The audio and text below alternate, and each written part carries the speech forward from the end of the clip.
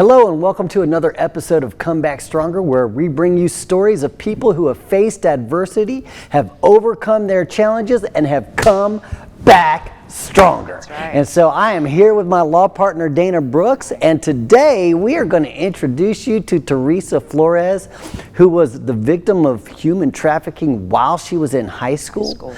But she has taken the pain that she suffered and the challenge that she suffered there, and she's turned it into a purpose. Yes, she has. And her story is so compelling. And as she's about my age, and I can identify with her so much of what happened to her. She wasn't brought into human trafficking the way we think. Someone being smuggled, or someone who's already living on the margins, maybe a runaway, maybe LGBTQ plus youth, somebody having trouble fitting in. She looked and acted like a normal person. But she got into it, oddly enough, because of her parents. Her father got moved around a lot. And so she was always a new person in town, new person in the school, and that makes kids vulnerable. It's one of those ACE events, those adverse childhood incidents or events where you have to switch schools a lot, and you're always having to make new friends, always trying to, and that makes you vulnerable, and it makes you a target for the wrong kind of people to come at you. Absolutely. We've seen this before with other people that we've had on the show, where ultimately they, what happened with this young woman was she fell in love, or she thought she was in love. She had a crush on a young man that turned out to be basically a human trafficker. A bad actor. And this is somebody who was in school with her. And see, this happened to me. This was like an 80s type of thing too. And there'd be these cool guys, and you want their attention, and you want to be, in with the cool crowd or whatever.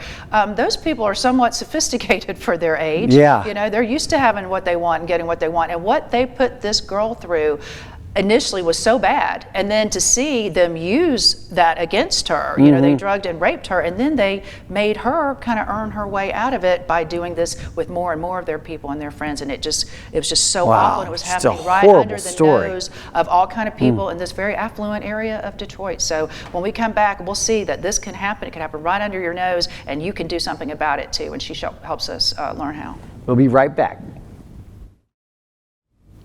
Welcome back to Come Back Stronger, where we are introducing you to Theresa Flores, the victim of human trafficking, who has turned the pain that she suffered into a purpose. She's being interviewed right now by our law partner, Carrie Roan. Carrie, take it away.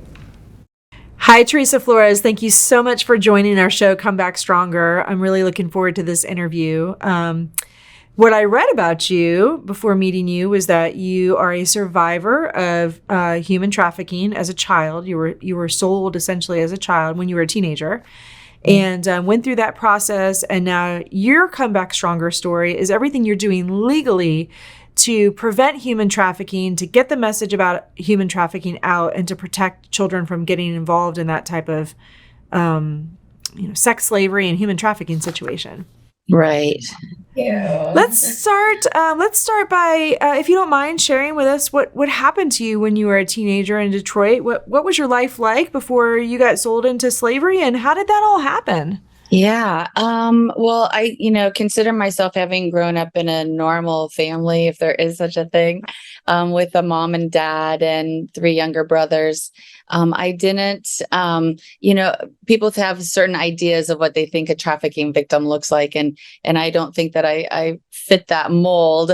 And that's because there is really no mold. It can happen to anybody. But just had a normal life.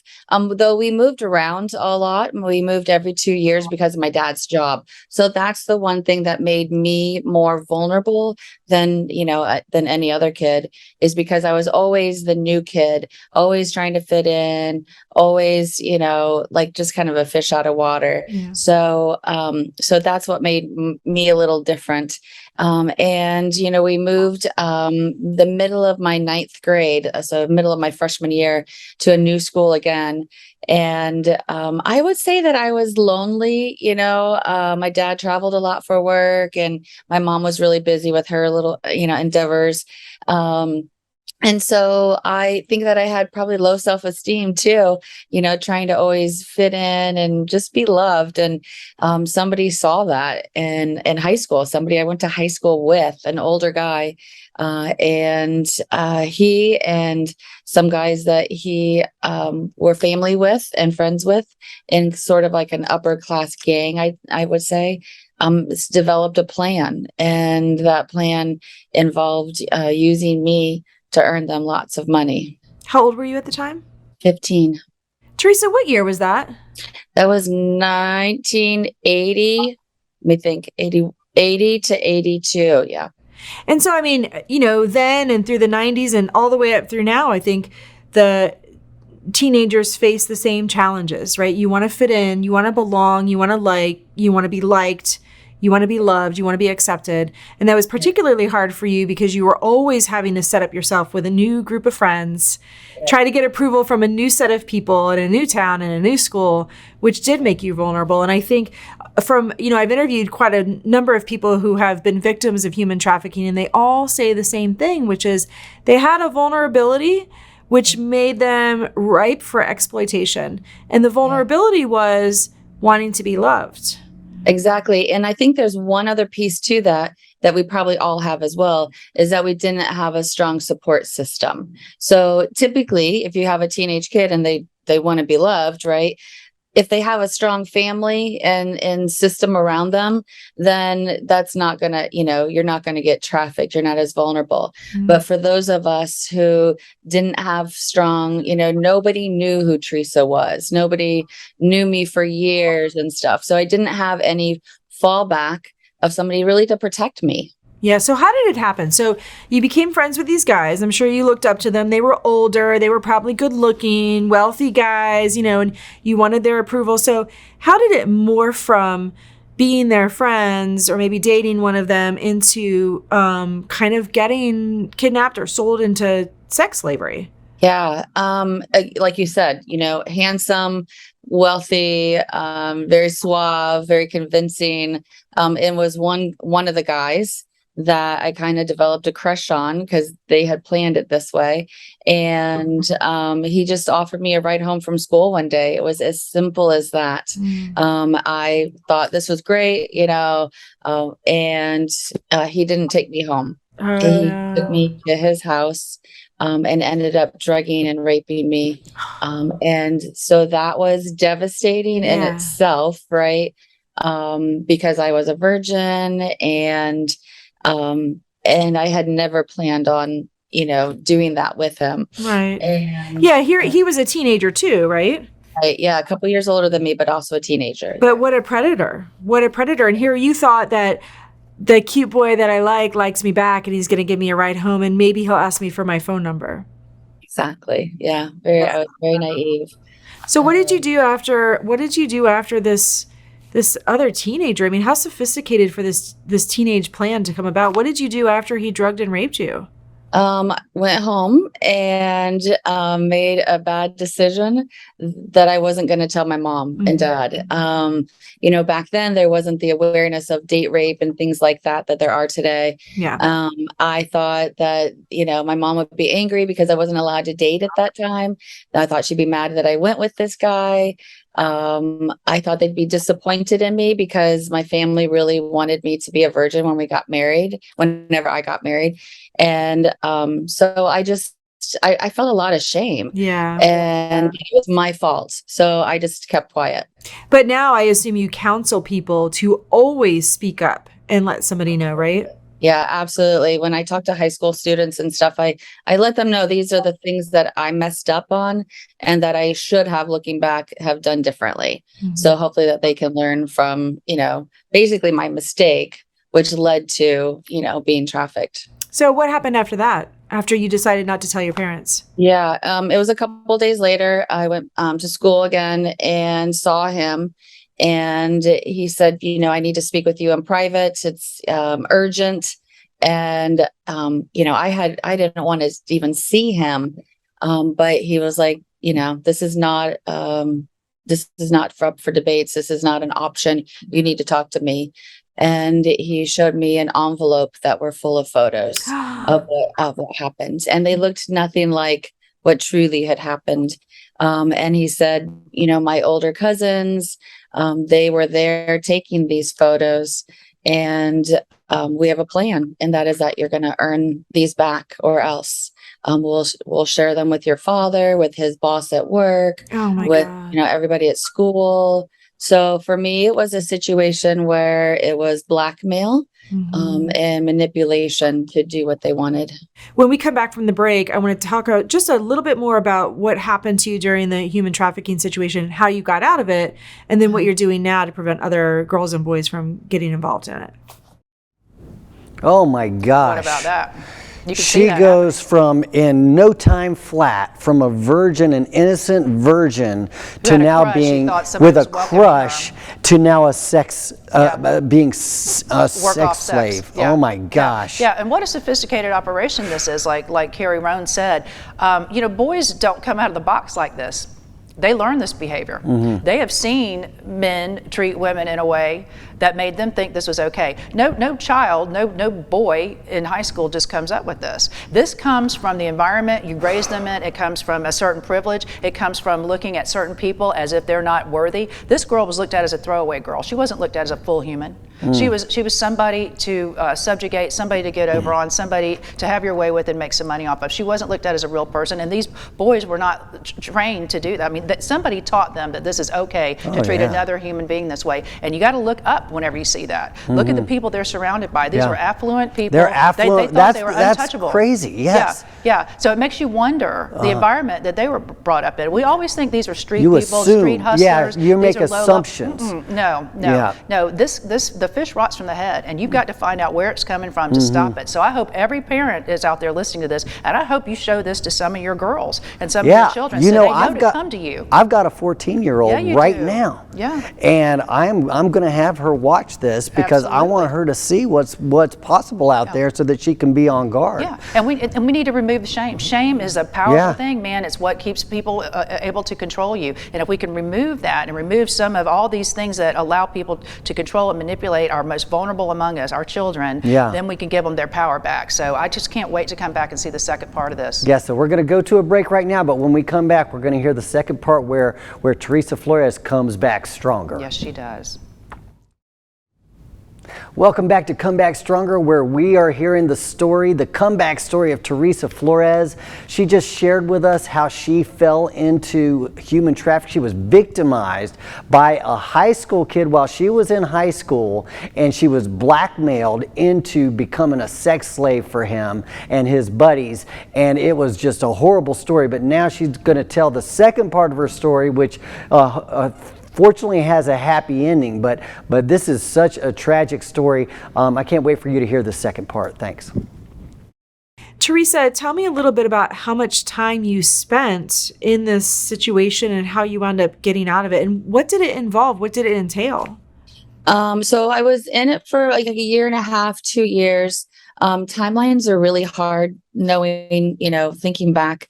And they would call. I had a phone in my room, and they would call there like around midnight, couple nights a week, and say, you need to appear immediately. And so I would sneak outside and go across the street and meet a car, and they would drive me to beautiful big homes all around the Detroit area, very, very rich homes, where they would take me to a basement area and have men come over and over again for several hours. And then they would take me back home, and I would sneak back inside and go to bed for a few hours and get up for school the next day. My parents had no idea that I was sneaking out. They had no idea, obviously, that something like this was happening to me. If they would have woken up in the middle of the night and checked my room, they would have seen I was gone, but none of my friends knew, nobody at school knew. Yet though there were signs, right? Like I was not wanting to go to school. I was sick all the time and depressed, and my grades dropped. So there were signs, but nobody had any idea like something like that was happening.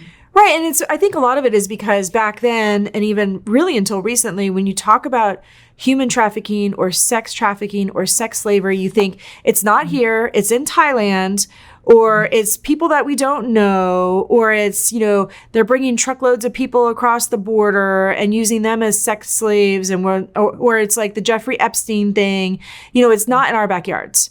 But I Right. think now, through so much awareness with human trafficking, like with your story and other people's stories, we're discovering and we're becoming familiar that it is in our backyards. And it is very simple and easy to do. And it ruins people's lives all around us.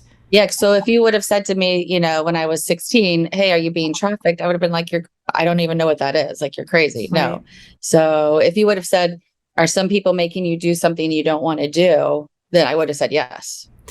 So, Theresa, what are you doing now with respect to preventing human trafficking and counseling people and changing laws and policy?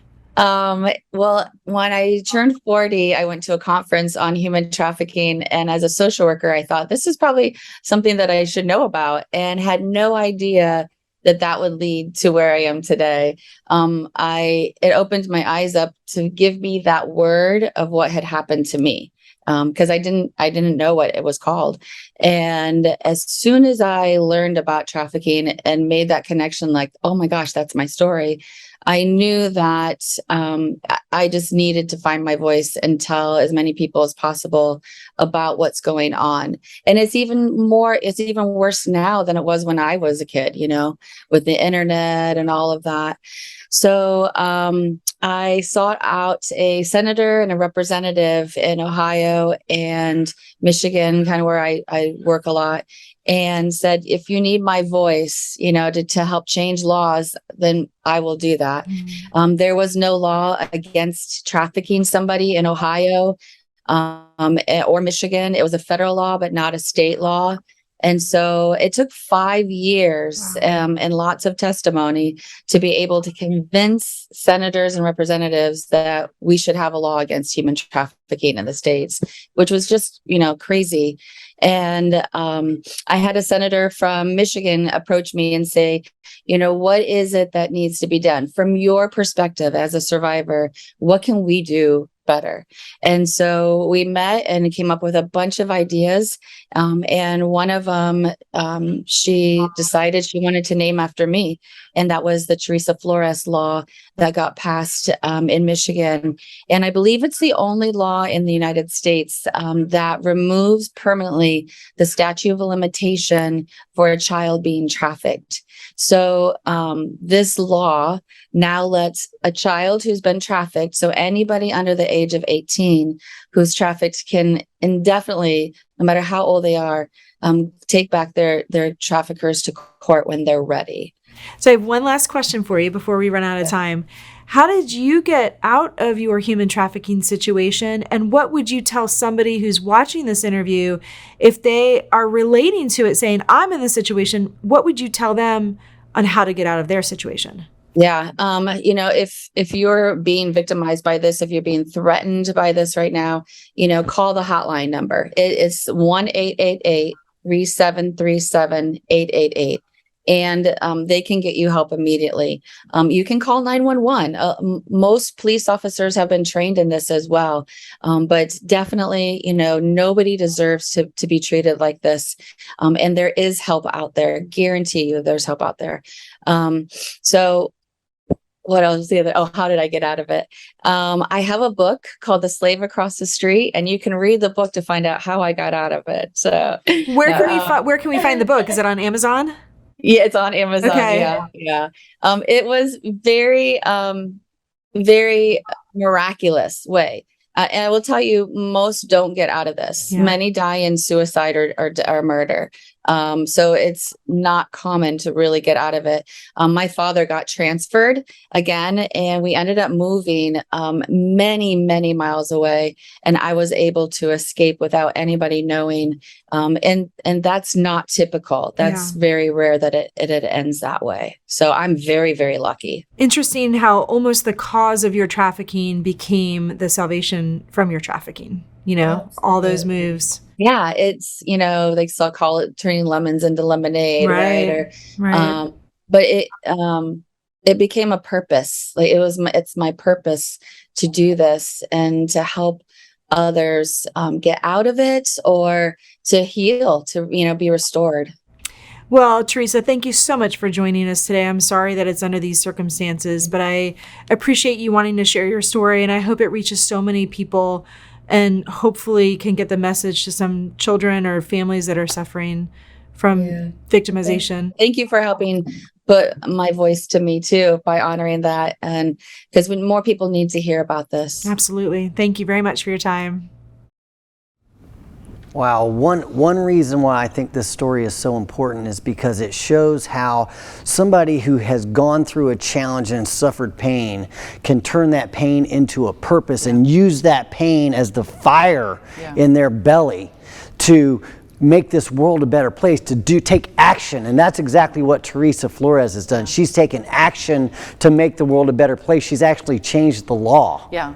I love that about her, because so many times, like you say, this story doesn't end like this. It ends where someone just doesn't want to live like this anymore. Yeah. And either they give themselves over to it and end up, drug addicted, dying from addiction or murder, or they take their own lives because they don't see a way out.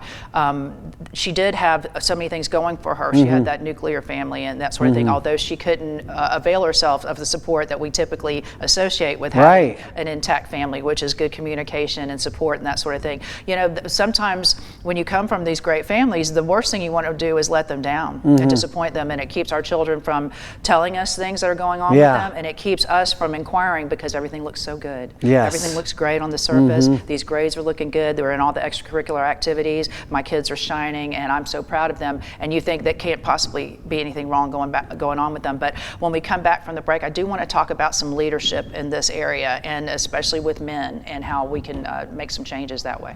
Okay, well, we're going to go to a commercial break, and when we come back, we'll talk about that.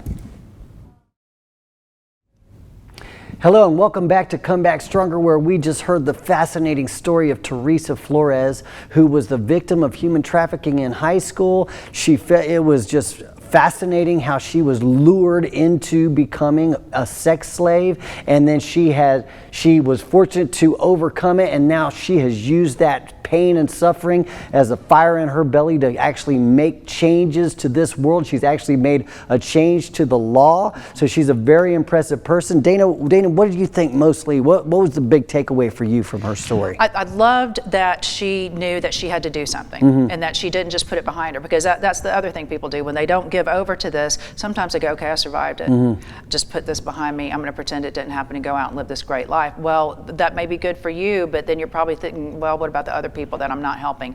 I liked that she wouldn't leave it in the past, and I liked that it's like you said, a fire in her belly, the passion moves her. I was not at all surprised to learn she's a social worker. I probably could have predicted that. But I'm going to talk about men, okay? Because we talk about strength in women, empowerment, and I love that. You know, I'm all about it. But I met a man recently. I heard him speak. His name's Troy Vincent. He's the executive vice president of football operations for the NFL. And he was here in our town, and he was also talking about his friendship with Charlie Ward, who's a very beloved person in our world up here in North Florida. My dog's named Charlie Ward. And Bowden, his brother Bowden.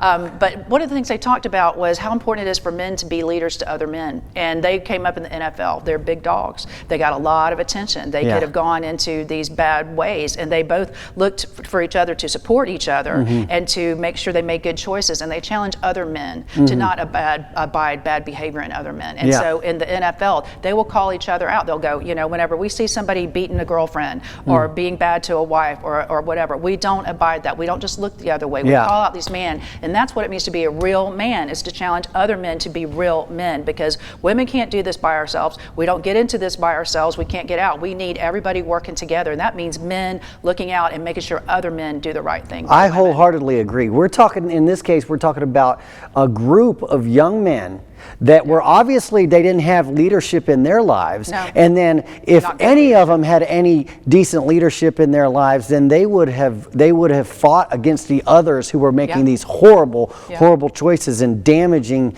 Theresa Flores forever. So yeah, absolutely 100% great point. I'll tell you what, we have these comeback stories, and this is one of the most compelling of them. But thank you so much for joining us. And we are here every week giving you more and more of these comeback stories to inspire you and to motivate you. And we look forward to seeing you the next time.